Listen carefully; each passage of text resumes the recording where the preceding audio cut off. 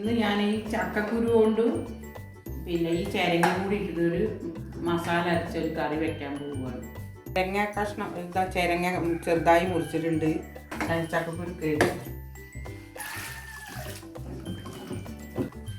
ചിരങ്ങയും കഴുകി അതിലിടാം.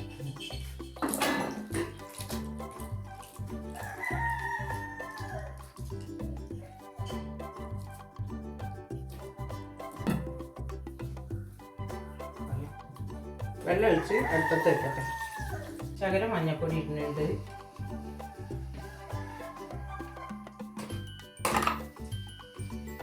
മല്ലിപ്പൊടി ഇട്ടിട്ട് വെക്കുന്നത്.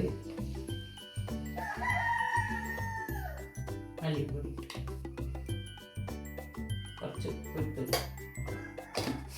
ഉപ്പ് ഇട്ട് അതിൽ മഞ്ഞൾപ്പൊടി മല്ലിപ്പൊടി ഉപ്പ് ഇട്ടത് ഏകദേശം വെന്തു.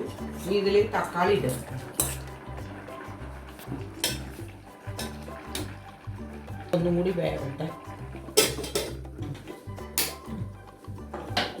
തേങ്ങ വറക്കട്ടോ.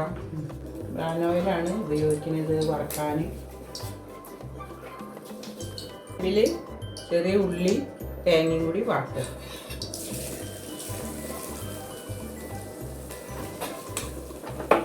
തേങ്ങ നന്നായി മൂത്ത് വന്നിട്ടുണ്ട്.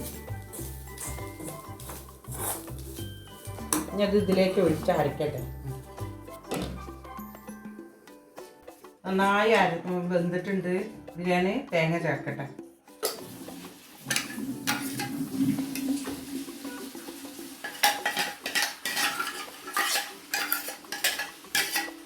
ഇനി അത് വാങ്ങി വയ്ക്കാം.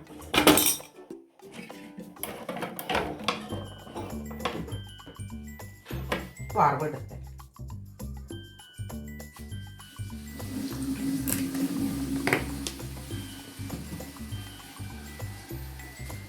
ഉള്ളി ഇട്ടിട്ട് ഒന്ന് വറവിടണം.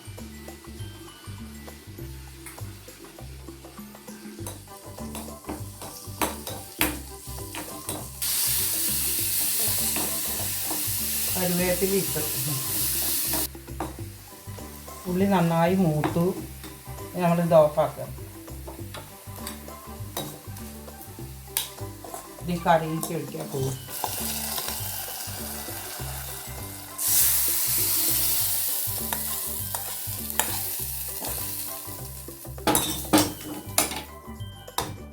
ചക്കക്കുരും ചിരങ്ങയും കൂടിയുള്ള കറി മസാലക്കറി റെഡി. വീണ്ടും കാണാം.